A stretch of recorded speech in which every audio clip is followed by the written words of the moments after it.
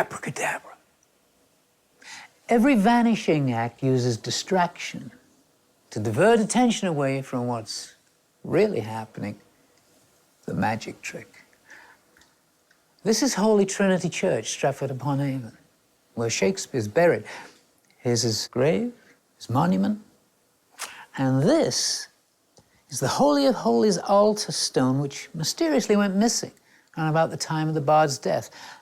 3 tons of solid marble, 9 foot long, 3 feet wide, 2 foot deep, just disappeared. It was found 273 years later, hidden just inches beneath the church. It's quite some vanishing act. But by the time it was found, no one made the connection between these two events. A couple of years ago, I performed excerpts from my Shakespeare musical, just inches from the grave, right here. During rehearsal, I erected a huge promotional banner, but its real purpose was to hide the altar from view. The church is heavily protected, of course. Alarms, 24-hour CCTV cameras, even a forensic system that sprays intruders with a chemical detectable for up to a year. Don't risk it. 100% conviction rate. I wasn't doing a David Copperfield. When the performance was over, the altar stone was still there. No one had seen my team behind the banner. So what was going on? Why were we risking arrest and imprisonment? Christopher Nolan's magic movie, The Prestige, says people don't applaud when you make something disappear. You have to bring it back. Shakespeare pulled off the greatest vanishing act ever. He wrote nearly 1 million words, but left not one play or poem, not a page, not a line, not a word in his own hand, just 6 barely legible signatures, all spelled differently. Handwriting experts can't even agree that we're all written by the same person. The ultimate writer never wrote a letter to anyone. At the height of his fame, no one even reported seeing anyone who claimed to be the poet or the playwright, and when he died, not a single eulogy. No one noticed. The Stratford establishment sweeps all this aside and says it's quite normal for the time period, but it's not. 24 of his closest contemporaries all left plenty of evidence of their writing careers. Only Shakespeare's record is a complete blank. Naturally, this has caused many to doubt the official story. But as Sherlock Holmes says, when you've eliminated the impossible, whatever remains, however improbable, must be the truth. Well, a 3-ton rock doesn't just get mislaid, nor does every single trace of the most famous 25-year career. What remains, therefore, in both cases is the disappearance was intentional. If we start from there and search logically, we're far more likely to find the truth. If it is the Stratford man, we should clear his name, yes, and if it's not, we should put the crown on the right head. When I started this journey a decade ago, that's all I wanted to do. I'm a classically trained musician, so for the first 2 years, I was writing it as a musical. But I soon found out many scholars suspect he left a code revealing where he hid the manuscripts, and I started to see it more as a Da Vinci Code type thriller. Another 2 years, the book was finished, and at the end, I had my heroine announce she's cracked the code, revealing where Shakespeare hid everything and why. The only thing was I didn't have an actual code. I rationalized, well, if Dan Brown can do it, I'll just make one up. But my conscience kept nagging me. What if you get on Charlie Rose? You can't tell him you've never been to Stratford. You haven't seen his grave. Have you even tried to find a real code? It just wouldn't stop. I was shamed into booking a ticket. But that trip changed the entire purpose of everything I was writing and the next 6 years of my life. Has it ever happened to you? You meet all the right people at exactly the right time. Every door swings wide open. First day there, my goal was to get close-up pictures of the whole grave area. It's impossible. It's closed off to the public. I've been inside the church 10 minutes. Out of nowhere, a man introduces himself. Tall, suit and tie, polished shoes, steers me over to the vicar, snaps a picture of us. We get chatting. I tell him I'm researching a book. He's the head verger, John Shield, and for 18 years, he's been documenting every square inch of the church. He says he's got tens of thousands of photographs. Would I like to see some? An hour later, I'm having tea at his home, looking through hard drives of world-class pictures, stunning quality. He says I can use any I want for my book. Drives me back to the church, and we bump into the woman who runs the fundraising committee. She hears my Manchester accent. She says, "Ooh, you sound just like Davy Jones." She's a huge Monkees fan. I couldn't make this up if I tried. I was Davy Jones's musical director for years. I ghost-wrote his autobiography. I created an award-winning graphics book, Mutant Monkeys. I give her and John signed copies, naturally, and now I'm in like Flynn. Second day, John's taking pictures of me at the gravestone now. I read on the plane that code breakers for decades have been searching the most visible public texts, like the gravestone and the monument and the Sonnets dedication. They put them into grids, and the secret lies in knowing the exact grid length that makes the keys line up so that they point to letters in the same positions in the private texts, thus revealing hidden message. Now, apparently, they never include punctuation in their grids, but I must have skipped that chapter because I'm counting dots, commas, and I notice a tiny difference between the rubbing that they sell to tourists and the actual gravestone. There's an extra dot in the punctuation. Strange. Fourth day, now I'm reading about John Dee, greatest cryptographer of the Renaissance, locked away a secret text grid, actually numbered, telling us the exact grid length, 24. Total 624 squares. So on a hunch, I add up all the characters in all three public texts, put them into the same 24 grid, including dots and punctuation, and it's one short. Then it hits me, that missing dot. Abracadabra. Imagine I was going to just make up a code out of thin air for my fictional story, and I end up being given the actual key to the whole mystery. And here it is, the double T. There are 5 sets of them, and they point to the same letter positions here in D's grid, revealing a message. But I noticed that the same key is in D's grid, 5 sets of double T's. And they point back to letters in the same position here, revealing a second message. Ciphertext and plain text work both ways. Revolved. In the entire history of cryptography, this is unheard of.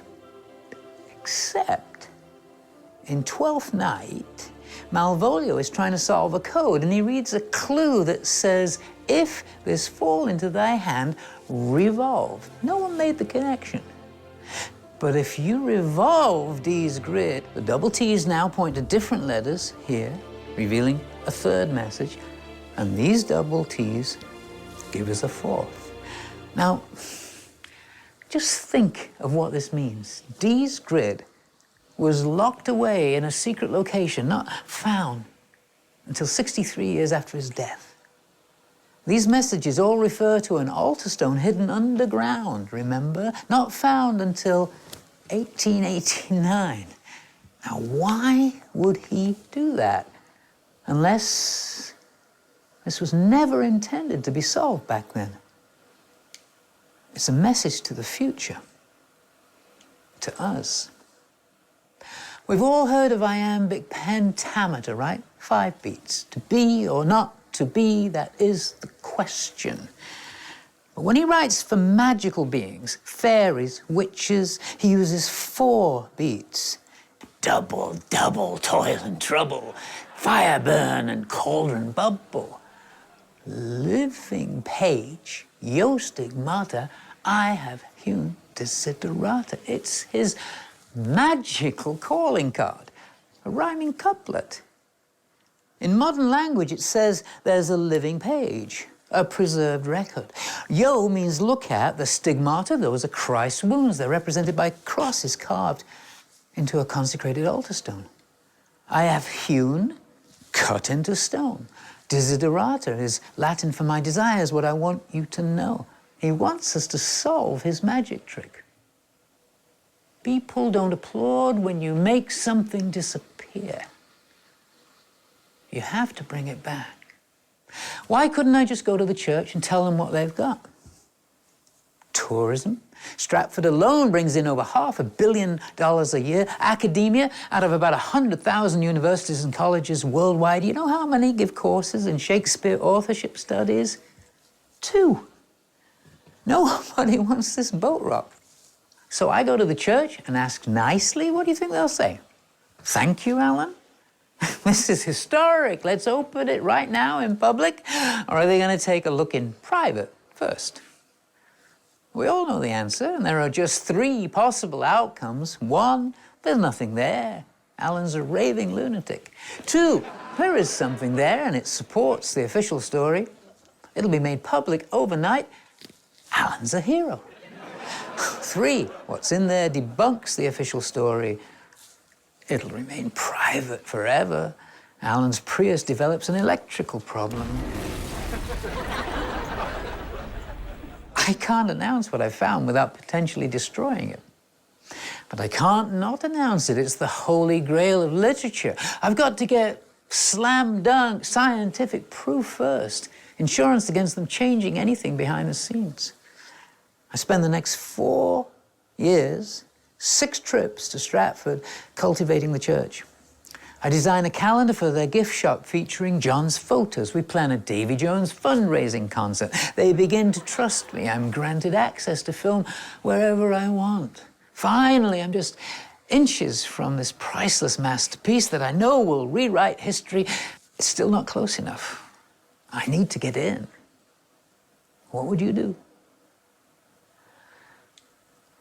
You'd offer to do an exclusive preview of your musical next to the grave.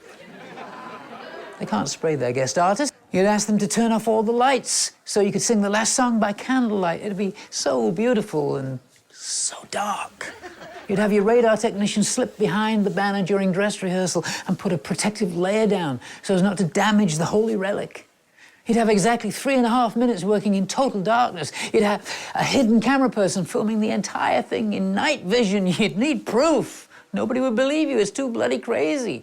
The lights would come up, the banner would come down, nobody would be any the wiser, and you wouldn't have taken anything except zeros and ones, and an hour later, a 400-year-old secret would be on the hard drives of 2 of the leading radar labs in America. That's what you'd do. The rest is science. All consecrated altar stones have to have a saint's cavity hewn into them that holds relics of a saint. A little blue area is what you'd expect to see in the scan.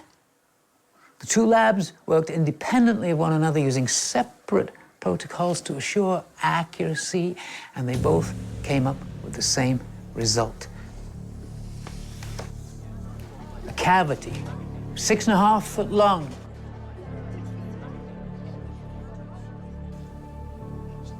7 inches deep, 12 to 30 inches wide.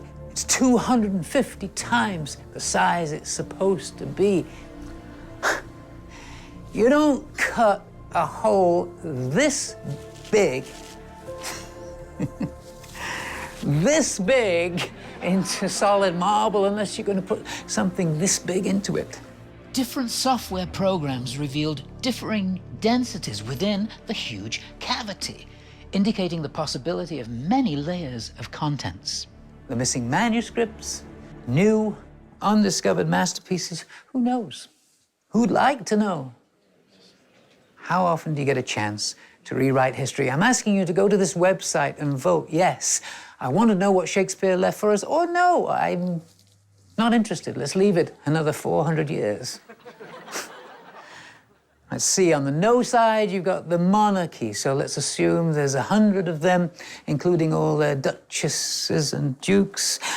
All the residents of Stratford, obviously, add 25,000. Academics who've built their reputations on the status quo. Let's say 100,000 worldwide. Check. But now, imagine, this is the Holy of Holies. where the mystery of Mass is celebrated, the body of Christ.